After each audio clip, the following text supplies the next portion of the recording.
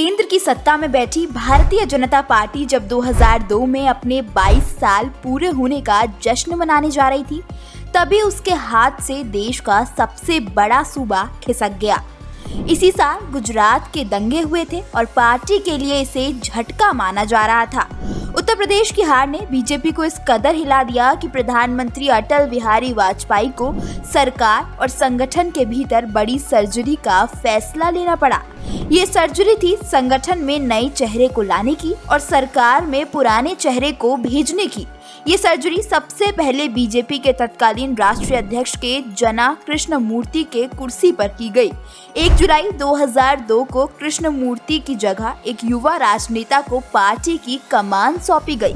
इस युवा नेता का नाम था एम वेंकैया नायडू। 2002 में उत्तर प्रदेश उत्तराखंड में हारने के बाद बीजेपी ने सरकार और संगठन में बदलाव के 2 बड़े फैसले किए। सरकार में बदलाव के तहत अटल बिहारी कैबिनेट में लाल कृष्ण आडवाणी को उप प्रधानमंत्री बनाया गया। वहीं संगठन में बदलाव के तहत ओल्ड गार्ड के जना कृष्णमूर्ति को हटाकर नए चेहरे वेंकैया नायडू को अध्यक्ष बनाया गया। नायडू उस वक्त अटल बिहारी वाजपेयी सरकार में ग्रामीण विकास मंत्री थे। नायडू जब बीजेपी अध्यक्ष बने तब वे मात्र 53 साल के थे। उस वक्त उनके नाम सबसे कम उम्र के अध्यक्ष बनने का रिकॉर्ड दर्ज हुआ था। नायडू को बीजेपी कमान मिलने की 3 बड़ी वजहें थी। पहली, यूपी और उत्तराखंड में बीजेपी की करारी हार हुई थी। दोनों ही राज्यों में पार्टी को वापसी की उम्मीदें थी। दूसरी, इसी साल गुजरात के चुनाव होने थे, जहां दंगों की वजह से बीजेपी की प्रतिष्ठा दांव पर लगी थी। तीसरा, कृष्णमूर्ति के रहते सरकार और संगठन का कोऑर्डिनेशन ठीक ढंग से नहीं बन पा रहा था। दरअसल नेल्लौर में जन्मे वेंकैया नायडू ने छात्र राजनीति के जरिए अपने करियर की शुरुआत की। 1970 के दशक में नायडू जनसंघ के छात्र इकाई में शामिल हो गए। शुरुआती दिनों में नायडू का काम पार्टी के कार्यक्रमों का पोस्टर चिपकाना था। वे इस दौरान सड़कों पर जनसंघ का पोस्टर चिपकाते थे। जब आपातकाल लगा तो नायडू अंडरग्राउंड हो गए। हालांकि आखिर में उन्हें पकड़ लिया गया। आपातकाल के बाद जनता पार्टी का गठन हुआ और नायडू भी इससे जुड़ गए। 1978 में उदयगिरी विधानसभा सीट से नायडू चुनाव लड़े और जीतकर सदन पहुंचे। 1980 में नायडू बीजेपी के युवा मोर्चा में राष्ट्रीय अध्यक्ष बने। 1988 में उन्हें आंध्र की कमान दी गई।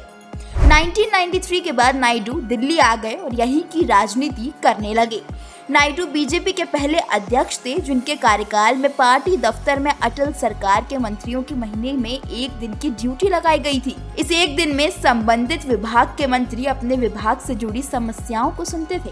कहा जाता है कि नायडू की रिपोर्ट की वजह से उस वक्त कई मंत्रियों की कुर्सी भी गई थी। अगले विधानसभा चुनावों में बीजेपी को कई राज्यों में जीत भी मिली, लेकिन 2004 के लोकसभा चुनाव में बीजेपी हार गई।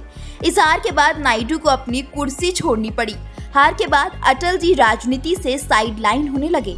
आडवाणी ने बीजेपी अध्यक्ष की कमान संभाल ली। उन्होंने अपने कार्यकारिणी में नायडू को वरिष्ठ उपाध्यक्ष की जिम्मेदारी सौंपी। हालांकि नायडू ने अपने इस डिमोशन पर कभी कुछ नहीं कहा।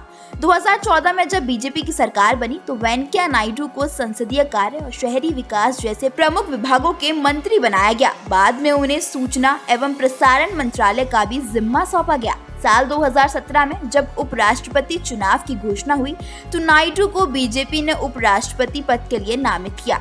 नायडू के मुकाबले इस चुनाव में विपक्ष की तरफ से गोपाल कृष्ण गांधी थे। हालांकि नायडू ने इस चुनाव में भारी मतों से जीत दर्ज की और वे 2002 तक इस पद पर रहे।